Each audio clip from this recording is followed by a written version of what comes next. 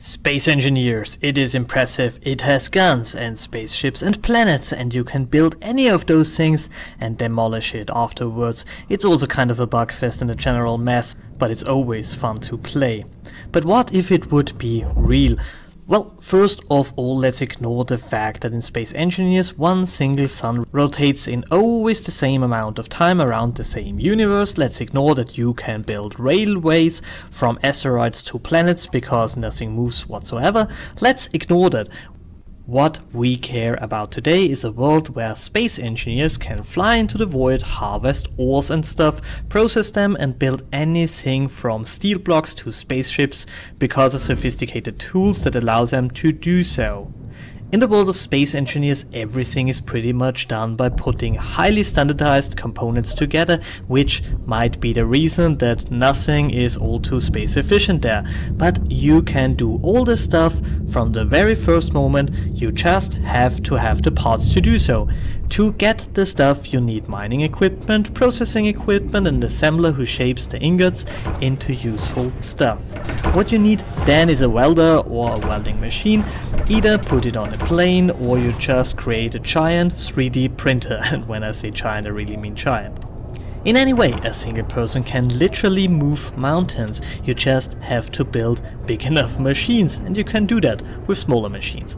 Once the mountains are moved, you can reshape, and since that can done be too by just big enough machines, being a space engineer means that you can build a house alone in half an hour, a smaller plane in the same amount of time, and an aircraft carrier in about 1 day or so. If you have the proper tools and the raw materials and the infrastructure, of course.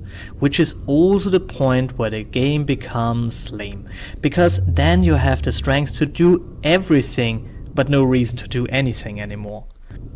What would that mean in real life?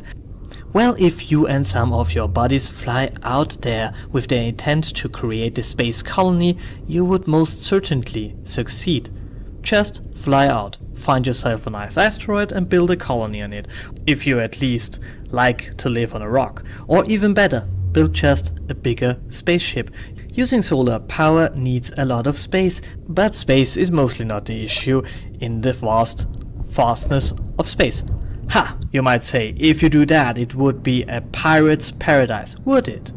You would never find prey. Absolutely impossible. The only places where humans would meet would be trading outposts or something like that. But I seriously doubt that a lot of them would even exist in a reality where you can get anything you would ever need more or less everywhere in the universe. And even if a ship able to act as a small city, this ship would be covered with weapons and would furthermore have an army of drones on it.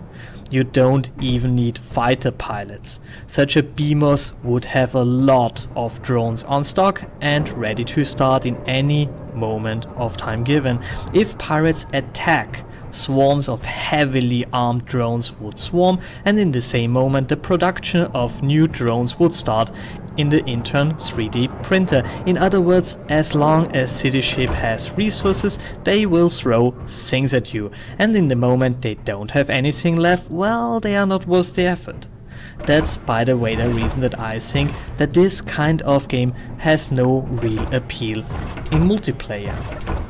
So war would not be an issue at large, because the costs of war are really high and the gains are pretty low. Since everything you need is available in abundance, there is no reason for war. But let's go ahead. Space Engineers allows two kinds of travel. Conventional via thruster and warping with something that looks and feels like an Alcubierre drive, which is entirely doable in the Space Engineers universe, because you can create there already gravitation and inverted gravitation. The normal speed is right now limited to a speed compared to a pretty fast sport car, which is pretty funny to race around. The jump drive is a different story. The jump drive needs about 5 minutes to load up and will jump you depending on the mass of your ship, but never further than 2,000 kilometers. The process of jumping needs another 5 seconds or so, which adds up to a speed of 400 kilometers per second, and this is not fast, not at all. We are talking about a tenth of a magnitude below light speed. So flying to distant galaxies with warp speed, forget it. What remains are generation ships and or arcs that travel the void. The thing is, if you rely on solar power, you can't wander too far away from stars, but Space Engineer also has cryostasic pods, so flying some 1,000 years to the next star system is absolutely doable. It just takes a lot of time.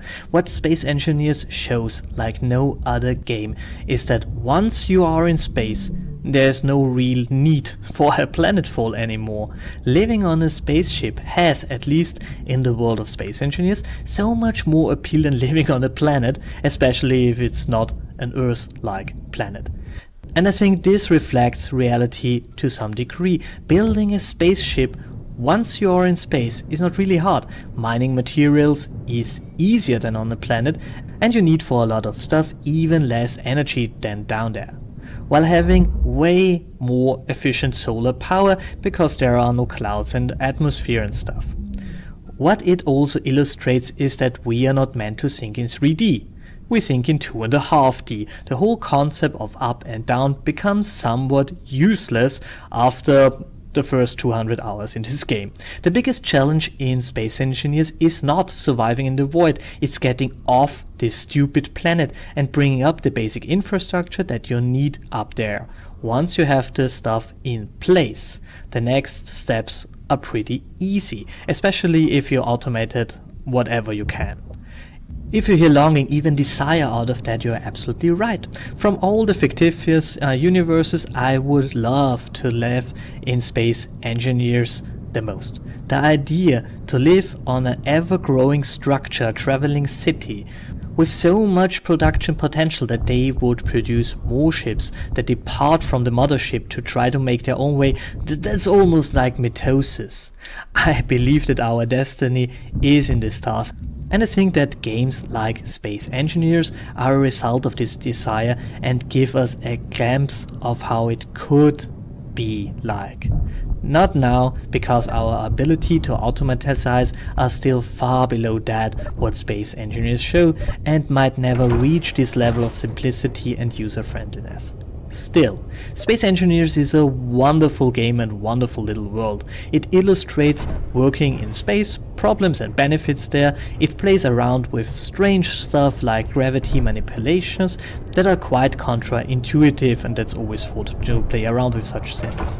It shows how far automatization can go and that living in a such automatized world is pretty boring. Furthermore, it shows the senselessness of war, how much resources war burns, and what's the gain out of that? It's often not a lot. It's a wonderful game, it's a wonderful universe, and if it would be real, I would be gone already on my little ark. Who would come with me? Thanks for listening. You told me in my Minecraft video that you want more videos about the fictitious universes and their implications. Do you have special desires there? Let me know in the comments. Like, share and subscribe, and have a wonderful time.